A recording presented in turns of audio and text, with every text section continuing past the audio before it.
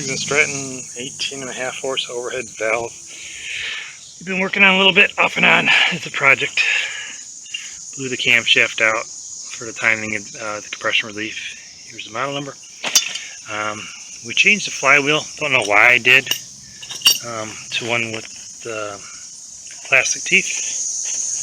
And then we said, oh cool, we got one from a bigger engine, or similar engine, but had a bigger alternator or stator, so we changed that. Check their valve lashes.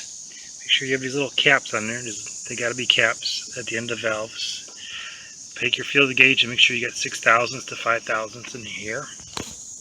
You just wiggle it when it's loose, when it's not on the compression or intake or exhaust. And you loosen and tighten it by the big screw, and you set it in with the little screw inside of there. You can use a Torx or hex. Our issue here, make sure your flywheel key is not cracked.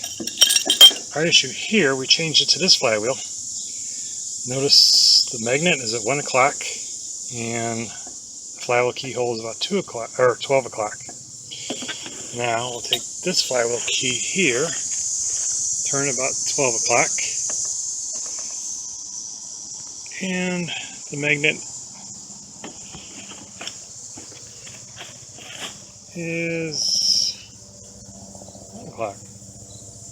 Now I'll show you how these flywheels can be different. This one's in. Here's the flywheel key. Doesn't have to be 100% in. Dropped it down the center. Oh well. The magnet is about 11 o'clock. So let's take this one out and switch it with the one with the plastic teeth. Okay, that's lined up approximately. The magnet is right up to the coil. So that's why we're backfiring. So that's 3 ways you find for backfiring. If your valve spacing is a little bit more than 6 and way less than 6, and if you don't have these little keepers at the end of them, the valve stem, then you got an issue. Make sure your flywheel key isn't broken, and make sure you get the correct flywheel key. Flywheel doesn't have to be plastic teeth, but if you use a plastic teeth flywheel, you have to use a plastic teeth starter, which is the dumbest idea.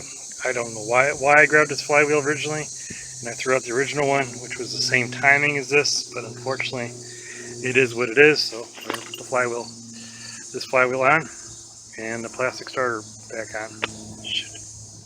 It is what it is, but look, make sure your timing is the same on the flywheels. Most of this Briggs and Stratton engines, whether 14 horse to 20-ish horse single cylinder, are pretty much the same, I guess, except for the timing.